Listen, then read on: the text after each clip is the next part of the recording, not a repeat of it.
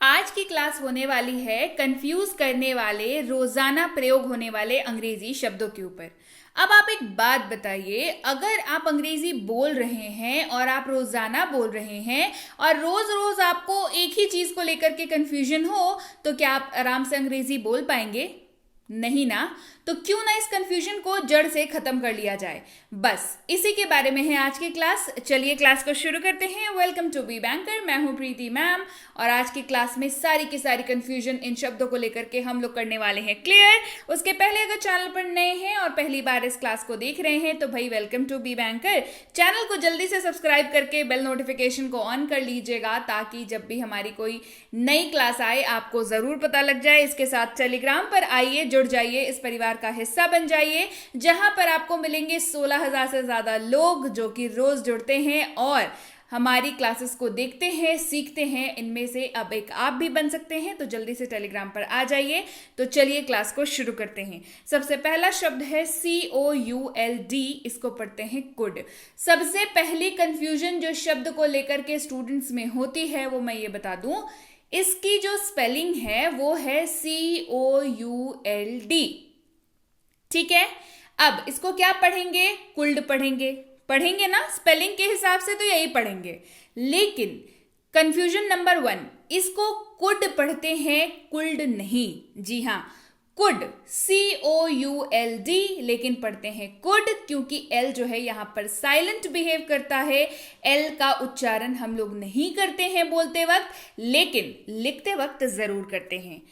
इसके अर्थ को समझते हैं। इसका अर्थ होता है सका, सकी, सके या पाया, पाई, पाए। यानी कि आप किसी भी हिंदी वाक्य में अगर इस्तेमाल कर रहे हैं इन शब्दों का, दैट इज सका, सकी, सके या पाया, पाई, पाए, तो उस जगह पर आप अनुवाद करते वक्त कुड का इस्तेमाल करेंगे। जैसे सका हुआ तो भी कुड आएगा, सकी, सके, पाया, पाई, पाए, इन सब के जगह पर आप कुड का इस्तेमाल करेंगे। इस्तेमाल आप तब करेंगे जब आप नियम जानेंगे। नियम एक छोटा सा है इसके साथ, वो जान लीजिए। दैट इज कि कुड का इस्तेमाल आप इन सभी के साथ कर सकते हैं। I, you, we, they, he, she, it या किसी भी नाम के साथ आप कुड का इस्तेमाल कर सकते हैं। चलिए अब इस्तेमाल भी देखते हैं। वे पहुंच सके या वे पहुंच पाए। क्या बताया? सका, सकी, सके और पाया, पाई, पाए बताया ना। वे पहुंच सके या वे पहुंच पाए, दे कुड रीच। वे पहुंच सके या वे पहुंच पाए, दे कुड रीच। वे नहीं पहुंच सके, दे कुड नॉट रीच। यहां पर अगर होता वे नहीं पहुंच पाए तो भी होता दे कुड नॉट रीच।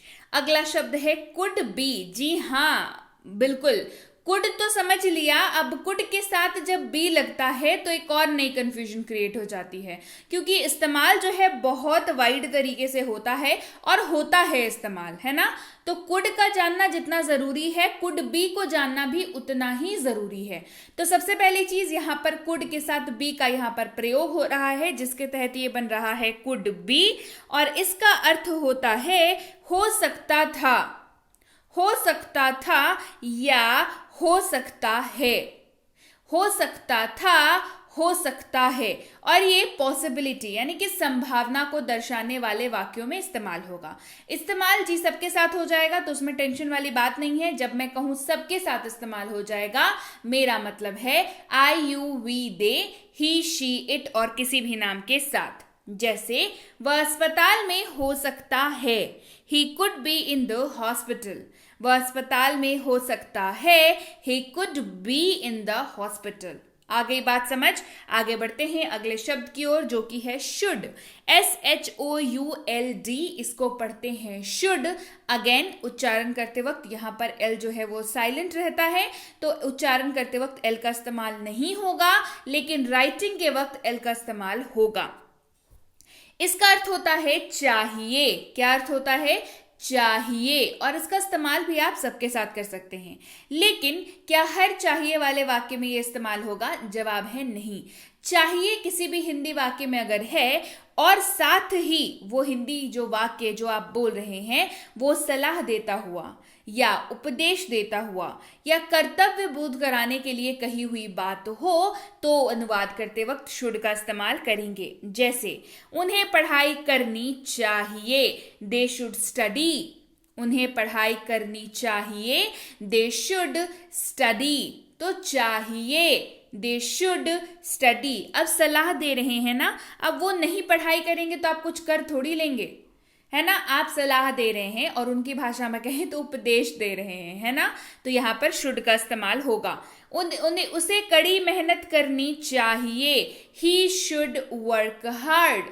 उसे कड़ी मेहनत करनी चाहिए, ही शुड वर्क हार्ड। अगला शब्द है शुड बी। जी हाँ, यहाँ पर भी शुड के साथ बी का प्रयोग बहुत ही ब्यूटीफुली होता है, आपको जानना बेहद जरूरी है। शुड बी का इस्तेमाल होता है होना चाहिए के रूप में। किसके रूप में?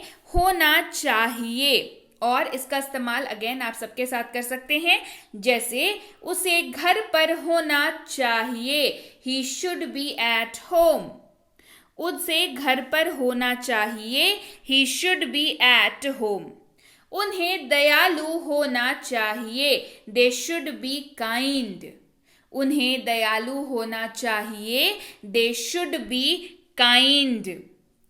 अगला शब्द है वुड, WOULD पढ़ते हैं इसको वुड। और इसके बारे में सबसे खास बात जो आपको जाननी जरूरी है, जिसके वजह से कंफ्यूजन होती है, वो ये कि ये जो शब्द है वो विल का पास्ट फॉर्म है। जी हाँ, विल और वुड, विल का पास्ट फॉर्म है वुड। और इसका इस्तेमाल सबके साथ होता है, ये तो इसका एक रूल ही है, ये आपको जानना ही है। और ये इंपॉर्टेंट था कि ये जो है विल शब्द का जो है पास्ट है। अर्थ जो है वो उसका होता है गा गे गी। यानी कि किसी भी वाक्य के अंत में अगर आपको दिखता है गा गे गी तो उसके अनुवाद में आप वुड का इस्तेमाल करेंगे। लेकिन एक बात का ध्यान रखते हुए वुड का इस्तेमाल करेंगे, दैट इज कि ये जो शब्द है वो ऐसे ही वाक्यों में इस्तेमाल होगा जो फ्यूचर से रिलेटेड तो हैं परंतु पास्ट में कहे जा रहे हैं। फ्यूचर से रिलेटेड परंतु पास्ट में कहा जाने वाले वाक्य में आप वुड का इस्तेमाल करेंगे, राइट। वह हमें कभी धोखा नहीं देगा, ही वुड नेवर चीट अस। वह हमें कभी धोखा नहीं देगा, ही वुड नेवर चीट अस। मुझे लगा कि वह परीक्षा पास कर लेगा, I thought that he would pass the exam. तो आपने ये कब सोचा था? अभी जो ये आप बात कर रहे हैं कि मुझे लगा कि वह परीक्षा पास कर लेगा, मतलब साफ है कि परीक्षा दे चुका है, रिजल्ट आ चुका है और पास नहीं हुआ है, राइट। इस लाइन से आपको ये समझ में आ गया। लेकिन आपने कहा क्या कि मुझे लगा कि वह परीक्षा पास कर लेगा। ये आपको कब लगा था? आज लगा था या आज से 1 महीने पहले लगा था, 10 दिन पहले लगा था? तो 10 दिन पहले लगा था ना, तो वो पास्ट में वाक्य है ना, लेकिन फ्यूचर से रिलेटेड तो है। पास्ट में सोचा था फ्यूचर से रिलेटेड वाले वाक्य को, तो इसीलिए वुड का इस्तेमाल हुआ। I thought that he would pass the exam. उन्होंने कहा कि वे मेरी मदद करेंगे, they said that they would help me. उन्होंने कहा कि वे मेरी मदद करेंगे, they said that they would help me. अगला है वुड बी। क्या है? वुड के साथ बी का इस्तेमाल ऐसे हो रहा है, रहे होंगे, रहे होगे, रही होगी, रहा होगा, इस तरीके से इस्तेमाल हो रहा है। इस्तेमाल जी सबके साथ कर सकते हैं, कोई समस्या नहीं है। I, you, we, they, he, she, it और किसी भी नाम के साथ। इसको याद रखने की जरूरत है। इस्तेमाल होता है रहे होंगे, रहे होगे, रही होगी, रहा होगा, इस तरीके से। जैसे वह आ रहा होगा, ही वुड बी कमिंग। वह आ रहा होगा, ही वुड बी कमिंग। वे लोग पढ़ रहे होंगे, दे वुड बी स्टडिंग। वे लोग पढ़ रहे होंगे, दे वुड बी स्टडिंग। अगला शब्द है डिड, DID पढ़ते हैं इसको डिड।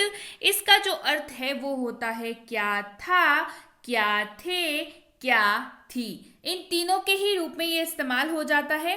अब आप सोच रहे होंगे कि बीच में जो ब्लैंक मैम ने डाल रखा है वो किसके लिए है। बता दूं, किसी भी हिंदी वाक्य में क्या था के बीच में भी तो कुछ शब्द होंगे, उन शब्दों के लिए इसको डाल रखा है, वो शब्द यहाँ आएंगे और डिड का अनुवाद जो है क्या था, क्या थे, क्या थी इस रूप से होगा। इस्तेमाल जी सबके साथ हो जाएगा तो समस्या वाली बात नहीं है। क्या आप जाते थे, डिड यू गो, आपको दिख गया वाक्य में क्या था। क्या आप जाते थे, डिड यू गो। क्या मैंने पढ़ाई की, डिड आई स्टडी। क्या मैंने पढ़ाई की, डिड आई स्टडी। उसने पढ़ाई नहीं की, ही डिड नॉट स्टडी। इस तरीके से भी इसका इस्तेमाल हो रहा है, ठीक है। उसने पढ़ाई नहीं की, ही डिड नॉट स्टडी। अगला शब्द है हैड, HAD, हैड, जिसका अर्थ होता है पास था। क्या अर्थ होता है, पास था। एक इंपॉर्टेंट बात बता दूं हैड के बारे में, दैट इज कि हैड का इस्तेमाल दो तरीकों से होता है। तो मेन वर्ब के तौर पर जो है ये पहला इस्तेमाल है, जहां पर इसका जो शाब्दिक अर्थ है वो होगा पास था। क्या अर्थ होगा, पास था। इस्तेमाल सबके साथ होगा दोनों ही केसेस में। उनके पास एक कार था, दे हैड अ कार।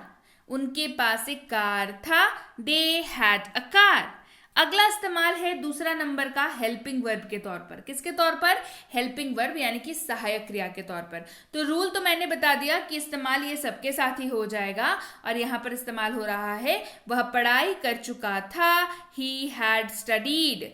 वह पढ़ाई कर चुका था, ही हैड स्टडीड। अगला है हैड बीन। क्या है, हैड बीन, जिसका इस्तेमाल होता है आ रहा था, आ रही थी, आ रहे थे के रूप में। हैड बीन इस्तेमाल देख लीजिए, I, you, we, they, he, she, it और किसी भी नाम के साथ ये हो जाएगा इस्तेमाल। वह पढ़ता आ रहा था, ही हैड बीन स्टडिंग। वह पढ़ता आ रहा था, ही हैड बीन स्टडिंग। अगला शब्द है वॉज, WAS पढ़ते हैं इसको, वॉज।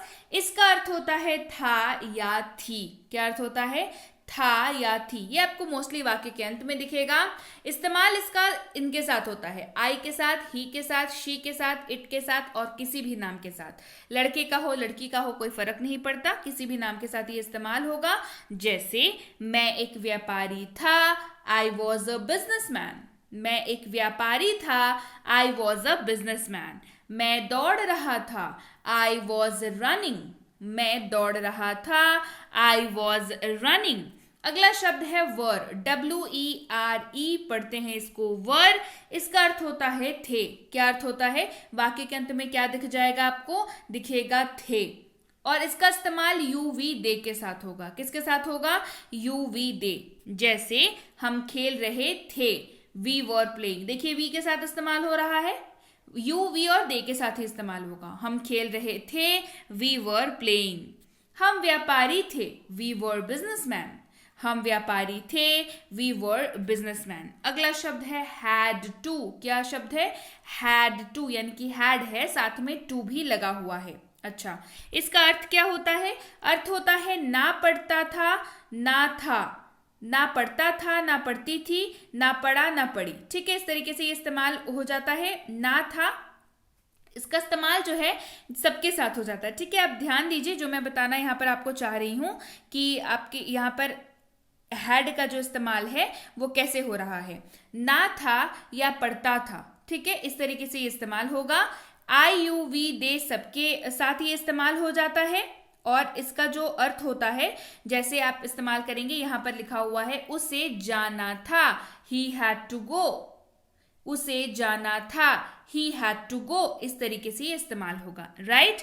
तो चलिए, ये थी आज की क्लास। उम्मीद है क्लास आपको समझ आ गई है, उम्मीद है क्लास आपको पसंद आई है।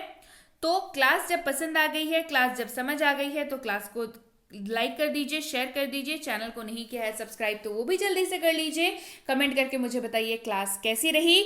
और टेलीग्राम पर आ जाइए ताकि वहां पर आपको फ्री स्पोकन इंग्लिश की क्लास, जैसे कि बेसिक प्लस स्पोकन इंग्लिश की कोर्स है, ये मिल सके। मिनी स्पोकन इंग्लिश कोर्स और उसकी ई बुक के भी बारे में आप जानकारी प्राप्त कर सकते हैं। इसके अलावा आप टेलीग्राम पर कैसे आएंगे, आप सर्च करेंगे बी बैंकर लिख करके, जहां पर हम लोग आपको मिलेंगे बी बैंकर एजुकेशन सोल्यूशन के नाम से। सबसे पहला सर्च होगा, तो घबराने वाली कोई बात नहीं है। 16,000 से ज्यादा सब्सक्राइबर्स होंगे। उसी ऑथेंटिक चैनल को आपको ज्वाइन करना है। एक जिम्मेदार छात्र बनिए, सही चैनल के साथ जुड़िए।